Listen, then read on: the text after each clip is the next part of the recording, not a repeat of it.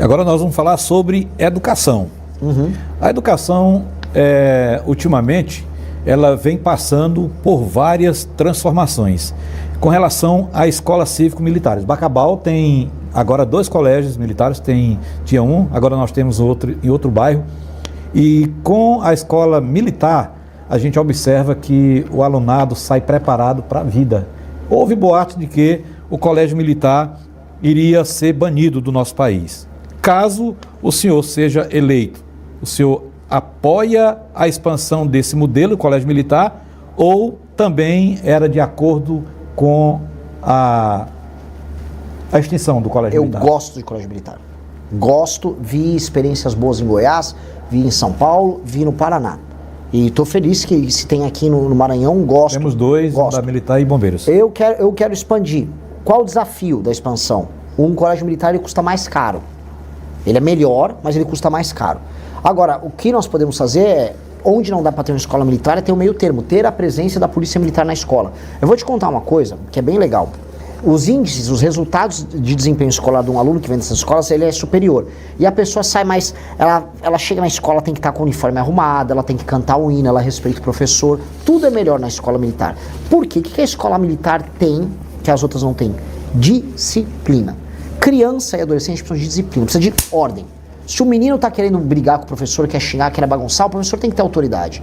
A escola militar tem um policial. O garoto tem que estar uniformizado, se o garoto se comporta mal, ele toma um pito na hora. Isto precisa ter em todas as escolas. Então, algum grau de participação das forças de segurança junto às escolas, para mim, é fundamental, porque a gente tem que restituir a disciplina. O professor tem que voltar a mandar na sala de aula, aluno não pode andar com o celular dentro da classe. O celular tem que ficar guardadinho. Para mim, nem rede social menor de 14 anos tem que ter, tem que ser proibido. O professor tem que poder repetir de ano o aluno que está indo mal, porque o aluno não pode achar que é várzea, que ele vai, não faz aula, xinga o professor e aí passa de ano. Pô, a gente tá formando, aí você forma vagabundo, isso vira uma fábrica de vagabundo. E um menino que não tem a presença paterna, que costuma ser o cara que é filho de uma mãe solteira, que o pai não deu atenção para essa criança, ou seja, pai vagabundo que não liga para a criança, este menino tem que ter uma atenção especial, porque ele é o cara que acaba indo pro crime. E é ele que a gente tem que evitar de ir pro crime. Então, se a gente faz isso em todas as escolas, a gente sobe o nível das escolas, porque o grande problema das escolas são vários. Método fônico, problemas de alfabetização que tem que voltar a ser resolvidos, mas a falta de disciplina, no fundo, é tudo. Se a gente estabelece isso, melhora todas. Então eu vou nesse caminho. Com certeza. E aqui, ainda continuando aqui com relação à educação, o senhor é a favor ou contra as famosas cotas para acesso em universidades, em concursos? O que é que você tem a falar sobre isso? Tirando uma ou outra cota, por exemplo, para uma pessoa, para um PCD, por exemplo, para uma pessoa que tem uma dificuldade maior e que, caso ocupe aquela vaga, não tem um desempenho ruim, eu não quero nenhuma cota. Eu acho que a cota é preconceituosa primeiro com negros, com indígenas, com qualquer pessoa, porque está dando um atestado, você é café com leite, você joga o jogo fácil. E você não resolve o problema. Você está empurrando o problema. O problema é, pessoas que vêm de escolas públicas e vêm de famílias, em geral, mais humildes, essas pessoas não apresentam desempenho escolar das famílias com mais dinheiro.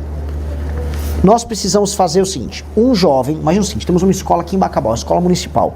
A gente tem que identificar os meninos e as meninas estão tirando as notas mais altas e, no nosso programa do governo federal, dar um prêmio em dinheiro para a família dela. Se o seu filho está tirando nota alta, eu vou te dar um prêmio.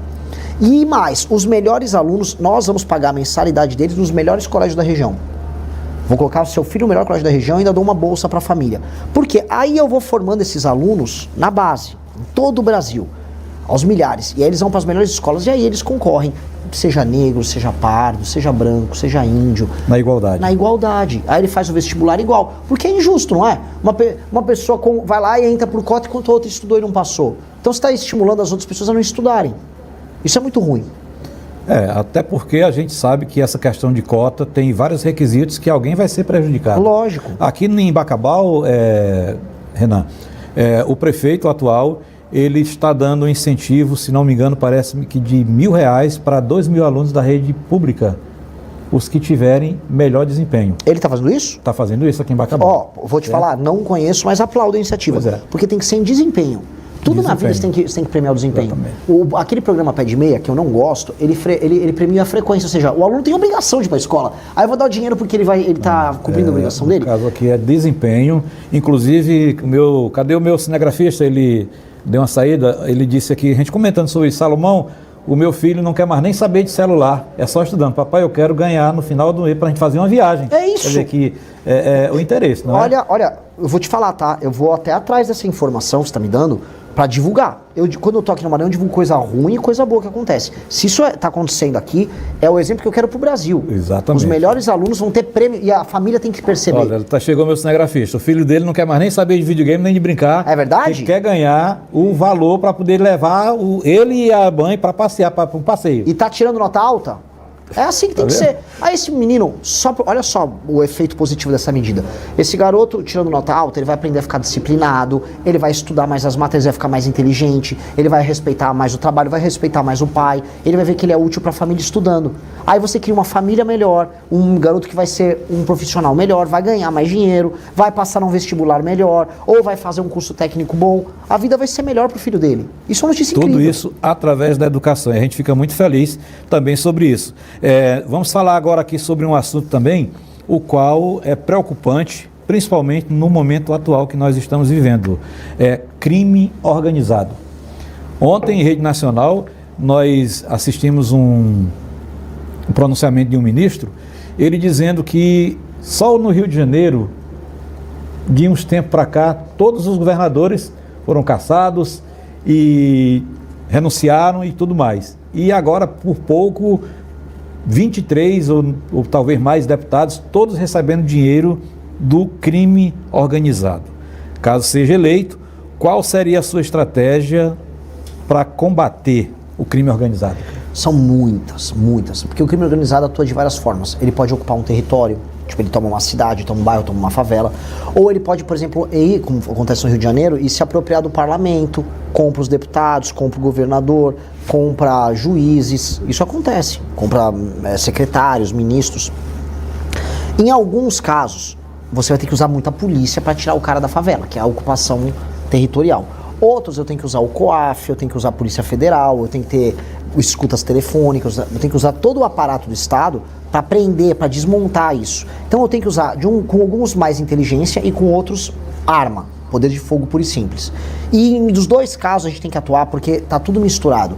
O dinheiro da ocupação territorial é lavado nas empresas e aí ele tem benefícios através de políticos que são comprados. A gente tem que pegar todo mundo que está na cadeia. E como? Eu falei, capacidade de investigação e leis muito dura. Um cara, por exemplo, que é um deputado federal ou um deputado estadual, como no caso do Rio de Janeiro, que é pego sendo parte do Comando Vermelho ou de uma milícia, ele tem que ter prisão perpétua. Ele não pode sair da cadeia. Porque ele está traindo as pessoas que votaram nele, ele está usando as ferramentas que o governo dispõe simplesmente para fazer mal para as pessoas. Esse cara tem que ficar muito preso. Esse cara é um traidor da pátria. Esse cara é um inimigo. Esse cara tem que ser muito combatido. Hoje ele nem vai preso. Hoje esses caras nem presos são. Exatamente. Então são coisas que vai ter que cortar na carne. E vai... Mas eu quero essa guerra. A guerra. Nós precisamos dessa guerra. Se é pro bem? Lógico. A gente vai agora falar para uma coisa bem nossa aqui. Refinarias no Maranhão. Eu vi através do meu amigo Jeff, fiquei curioso e fui conhecer um pouco mais aqui, você falando sobre o potencial que o Maranhão tem com relação a refinarias, com relação a muitas coisas. Caso o senhor seja eleito, como é que seria feita uma avaliação dos projetos, os quais nem chegaram a ser concluídos aqui no Maranhão, como a refinaria Premium, que foi divulgada, a cidade de Bacabeira, ela passou assim por uma mudança, todo mundo gerou aquela expectativa e de repente a refinaria não saiu do papel. Cara, o que mais a gente tem aqui no Brasil são obras que são anunciadas, são comemoradas e estão elefantes brancos largados. Eu visitei um exemplo contrário, que foi lá perto de Balsas, que era uma refinaria de biocombustível. Eles pegavam o milho da produção local e transformavam ali mesmo em etanol e exportavam pelo Porto de Itaqui. Esse vídeo aí que tá aparecendo na tela. Qual é a sacada disso? Você está pegando o grão, porque se eu produzo o grão numa fazenda, um milho, e eu vendo só o milho puro, não tem muito valor. Agora, quando eu transformo em combustível, vale muito mais. E quando eu exporto, vale muito mais. Aí sobra muito mais dinheiro aqui para o país, aqui para o estado do Maranhão.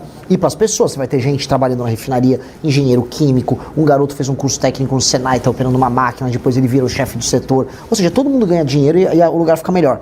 Na região toda do Mato Piba, mas isso inclui aqui o Maranhão também, tem que ter muita usina disso, especialmente nessa parte do centro-sul do estado. No meio do estado e também no norte, onde tem muita incidência solar e aí onde bate vento também, temos que botar usina eólica e usina solar, energia eólica solar de monte, e fazer um grid, os investimentos em infraestrutura para conectar a energia ali e você tem um lugar produtor de muita energia. Aqui é um estado que ele foi abençoado pelo sol, sol bate muito, e temos que usar isso a favor do Maranhão, igual o Rio Grande do Norte está fazendo, igual o Ceará está fazendo. E aí você transforma aqui um lugar capaz de receber, e isso aconteceu no Ceará agora, data center. Cara, o mundo todo vai precisar ir para os lugares onde tem energia barata. Dá para trazer data center para cá, igual foi para o Ceará. Vamos trazer data center, vamos trazer emprego de qualidade, vamos pegar a base de Alcântara, que é uma base super privilegiada para fazer lançamentos espaciais, e vamos fazer um polo de tecnologia aí. Eu mesmo vou pegar, virando presidente da República, vou pegar um avião, vou lá encontrar o Elon Musk, falei, vem para cá, Elon Musk, vamos investir na base de Alcântara, vamos fazer peça de foguete da SpaceX aqui no Maranhão. Imagina os empregos que viriam.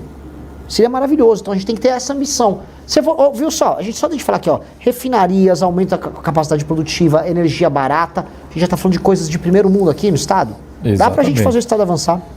Basta querer, eu acredito que o Brasil tem jeito, basta querer. De refinaria está bem perto aí dos combustíveis. Você que está rodando aí o Brasil inteiro, dá para explicar para a gente aqui por que esses preços continuam altos?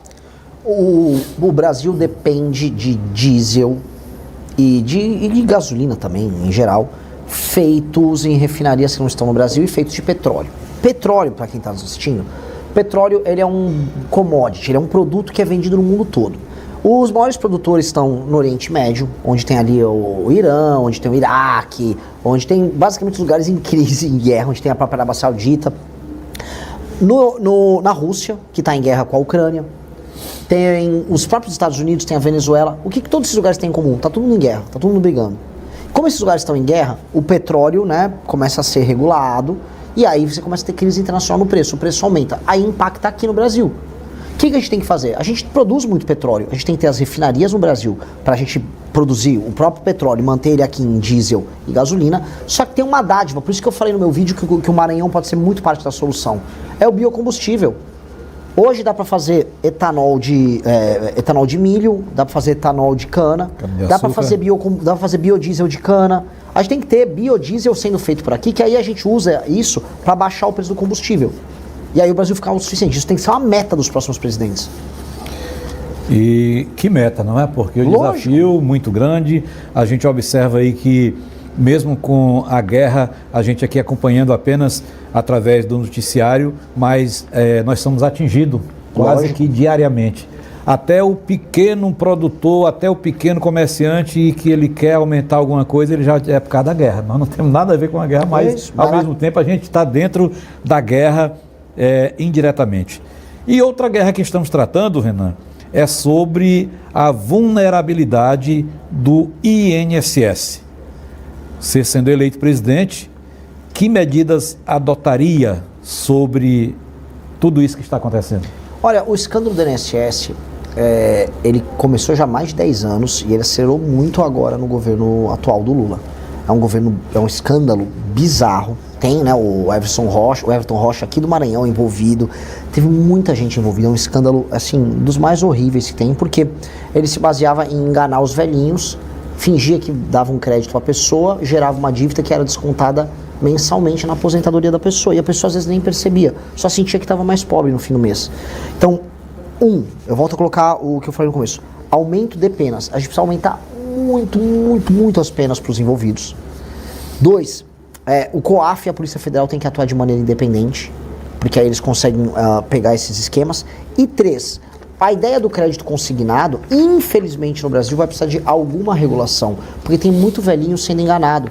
Liga uma pessoa oferecendo crédito consignado, as pessoas já devem ter visto isso em casa. Alguém que está nos assistindo já deve ter visto. Liga lá, fala, você quer 10 mil reais na conta agora? A pessoa, quero, quem não quer? Não, fica tranquilo, é só você... Vou te mandar um formulário. Clica aí, aí a pessoa clica, aí ela contraiu uma dívida com juros altíssimos. Eu vou dar uma dica para quem está nos vendo.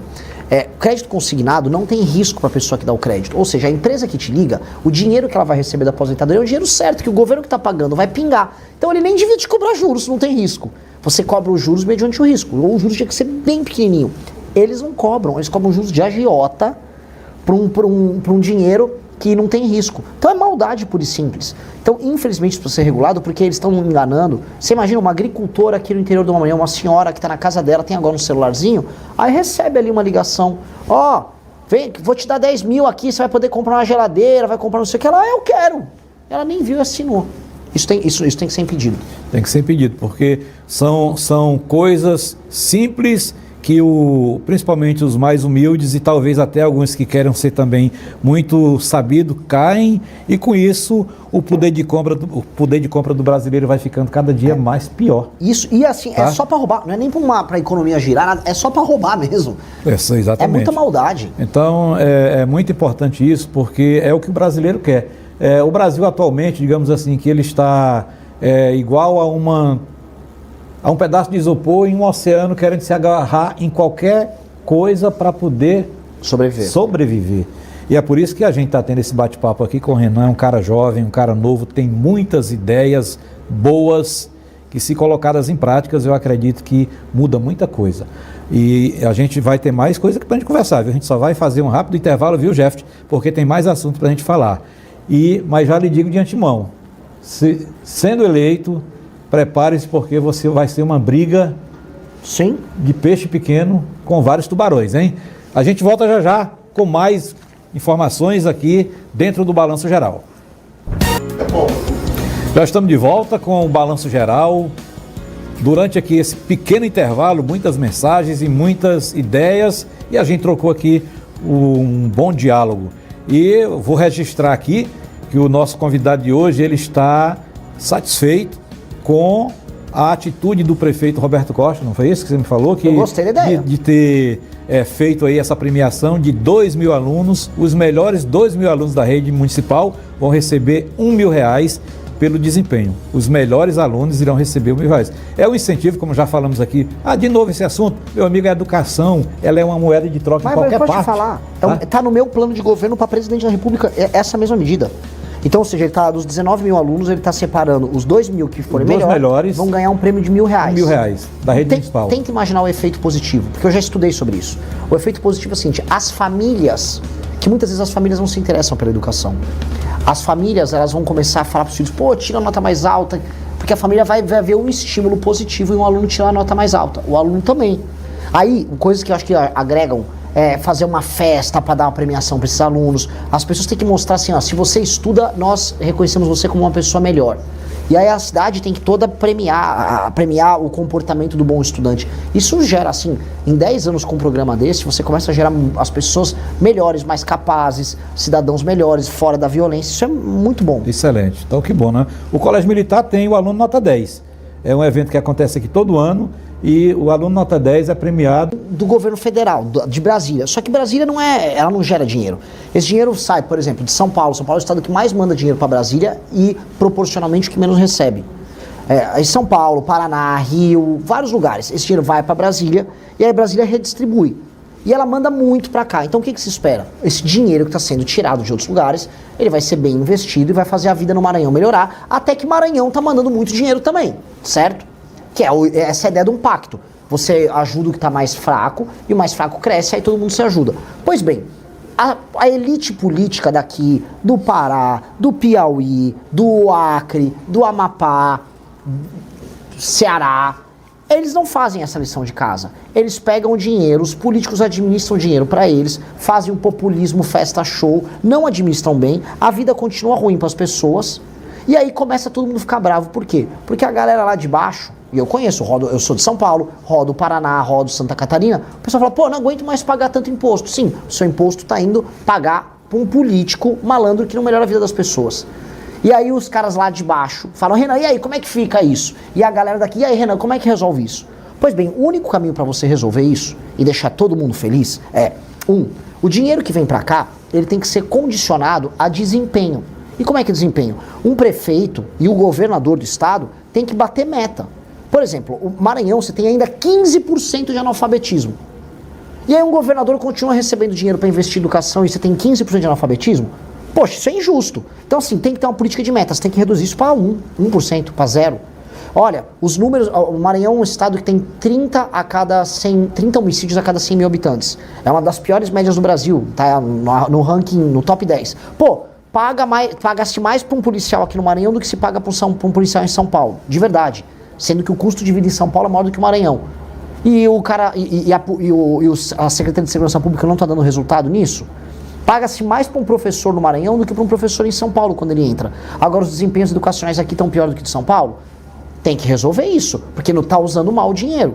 Então nós temos que botar metas, que é isso que eu quero fazer, que se cumpre a meta, aí o governador pode se reeleger, o prefeito pode se reeleger. Agora se não cumprir meta, não pode se reeleger, porque o dinheiro está chegando. E aí não está fazendo nada? E aí outra coisa que tem que ser meta também. Aqui no Maranhão, caso as pessoas que estão assistindo não saibam, o ICMS é talvez o mais alto do Brasil. Se não for o mais alto, um dos mais altos do Brasil.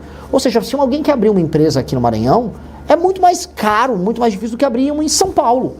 Ou seja, além do governador, dos governadores, dos políticos da região não fazerem a lição de casa com o dinheiro que vem de lá, eles não ajudam nem o cara a montar uma empresa aqui no Maranhão.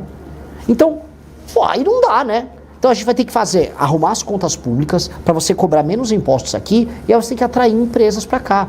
E as empresas têm que faturar, gerar empregos, aí gera impostos aqui e aí depende menos do dinheiro, cada vez menos. E ao mesmo tempo, boas políticas aqui têm que ser premiadas. Eu vou dar um exemplo, não conheço o prefeito aqui, então não posso falar nem bem nem mal. Já uma vez eu dei uma castanhada dele lá no negócio de um jogo do Palmeiras e do Flamengo. Mas, do jogo, se esse prefeito entregar números de educação melhores, porque essa política que ele está aplicando funcionou, ele tem que receber um prêmio por isso. Ele tem que ser premiado. Então, bons prefeitos têm que ser premiados e maus prefeitos têm que ser punidos. Porque o dinheiro que está vindo ainda é o dinheiro que está vindo de outros lugares. E é isso que eu proponho. Você vai pegando e gerando desenvolvimento e aí ele depende menos do dinheiro que vem de fora, porque vocês aqui estão gerando dinheiro. E é bom você gerar dinheiro aqui. Sabe por quê? Lugar que gera dinheiro e que paga imposto é o lugar que a população fica rica. É por isso que lá para o sul, São Paulo, Santa Catarina, a renda das pessoas é mais alta. Porque elas estão ganhando dinheiro, aí você cobra o imposto delas. Aqui as pessoas não estão gerando renda, então as pessoas estão pobres. Eu quero mudar isso. Mas com relação a isso, Bacabal, no caso, recebe X do governo federal. As cidades que vêm buscar o serviço aqui em Bacabal, elas recebem também. Não seria a hora desses municípios, o qual Bacabal administra, também fazerem parte tanto do prejuízo como também da renda que Bacabal recebe, porque Bacabal recebe X, não sei quanto recebe, mas nós temos que ver que as cidades que circulam aqui, todas vêm buscar aqui o de Bacabal, e no entanto as cidades também estão recebendo alguma coisa do governo federal. Eu acredito que tem que ter o contraponto para que a coisa possa se encaixar. Isso é uma reclamação recorrente em vários lugares. Ou seja, você vai acabar uma cidade polo e aí ela vai ter, vamos dizer, na parte do sul, a parte de segunda e terceira complexidade aqui e as outras cidades usam ao redor. Em todos os casos, se eu pegar os índices de desenvolvimento humano e a questão de recursos dessas cidades todas dependem no fundo de repasses, incluindo Bacabal. Bacabal sofre um pouco mais porque ela tem que fornecer isso para os outros. E aí Bacabal tem que receber proporcionalmente mais recursos para administrar, por exemplo, um hospital, Exatamente. Uma policlínicas que vai ser usada por toda a região. O sistema SUS tem que pagar isso. Se está sendo jogada a conta só no colo de Bacabal, disso, aí é errado o orçamento de Bacabal. Mas o desafio que eu estou colocando para todo mundo é Bacabal e todos esses municípios têm que gerar mais receita. Porque por enquanto o Maranhão está muito para trás do resto do Brasil, porque não estão gerando receita. E gerar receita nós temos que ter atividade produtiva, as pessoas gerarem grana, porque aí isso vai pagar tudo. E aí uma cidade não vai ficar brigando com o Bacabal, eles vão ficar querendo levar a coisa para a cidade deles. Exatamente, entendeu? não ficar na dependência. Lógico, não pode ficar ser. na dependência. Renan, estão me dizendo ali que o tempo está quase chegando aqui, quando nós vamos ficar aqui mais alguns minutinhos. Antes da gente encerrar, eu queria falar, é muita coisa para fazer pelo Brasil, é muita coisa para mudar pelo Brasil. Você sendo eleito, 4 anos, dá para fazer tudo isso? O principal dá. Destruir o crime organizado no Brasil, mudar as leis penais para que bandidos fiquem presos pro resto da vida dele, que gente que te assalte, gente que rouba a tua casa, sofra bastante. Isso dá para mudar. Para acabar com facção, dá para acabar. Para fazer o que você não precisa ter muro na tua casa, dá para acabar.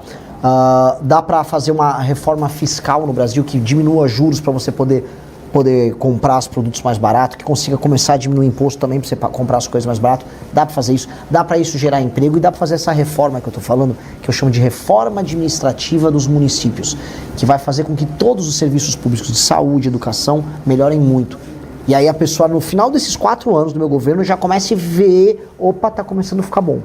Eu acho que isso dá. Não dá para resolver todos os problemas do Brasil. Eu estaria mentindo. Eu vou fazer o seguinte, o Brasil é como se fosse um doente. É um doente que está no hospital. Eu vou dar os remédios certos e em 4 anos o doente já sai do hospital. Voltou a andar, está encontrando a família. Eu não estou prometendo que ele vai disputar uma maratona, porque vai demorar um pouquinho mais. Mas se fizer o que eu estou falando e o plano que o meu partido tem, em 30 anos, o Brasil é um dos 5 maiores países do mundo. Um dos 5 países mais importantes do mundo, junto com Rússia, Estados Unidos, China e Índia. São os 5 que vão mandar no mundo, e um deles será o Brasil. É só só tocar esse plano. Só tocar esse plano. Agora vamos aqui rapidamente um bate-bola. Respostas pequenas e rápidas, né? Fake news. Eu sou contra, mas existe, né? Muito. Já fui vítima. Judiciário e política. Uma vergonha. Alexandre de Moraes. Outra vergonha. STF e suas decisões. Outra vergonhíssima. Trabalho escala 6x1. Acho ruim, mas tem que mudar toda a CLT. Segurança na maioridade penal. Reduzir a maioridade penal. Se foi homem com 12 anos de idade para cometer um crime hediondo, vai ser homem para ficar em cana. Armas. Acho que a pessoa tem o direito a ter arma em casa para se proteger e o agricultor para proteger a sua propriedade. Você é contra ou a favor da reeleição? Por princípio, eu acho que deputados podem se reeleger, mas a reeleição está estragando prefeitos, governadores e presidentes. Pois é, esse é o Renan Santos. Quero agradecer aqui, estou recebendo aqui mensagens que lá em Vitorino Freire, muita gente assistindo aqui a nossa programação. Quero mandar um abraço para o meu filho, que é policial. Foi promovido recentemente para sargento, disse que está acompanhando lá em Vitorino Freire, gostou muito da sua presença e também da nossa apresentação. E é claro, né, o pai ele tinha que dizer que estava bom, né? Um beijo, meu filho. Um beijo também para ele. Policial é um guerreiro nosso, né? Exatamente.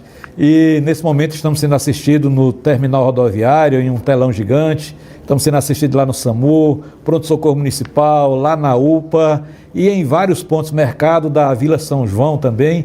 Quer dizer que muita gente acompanhando e é isso que o Brasil quer. Novas ideias, novos projetos, novos políticos, novos pensamentos. E a TV Cidade lhe apoia, está aqui de braços abertos para todo tipo de informação. E agora fique à vontade aí para as suas considerações finais. Olha, eu primeiro te agradeço demais a oportunidade. Uma entrevista, assim, passou por praticamente todos os temas. Aprendi, estou muito feliz com o que me contou aqui da cidade, que eu vou atrás. Isso aqui eu quero ver, é uma proposta que eu tenho sendo feita por alguém e eu quero ver os resultados. Estou muito feliz de ver isso.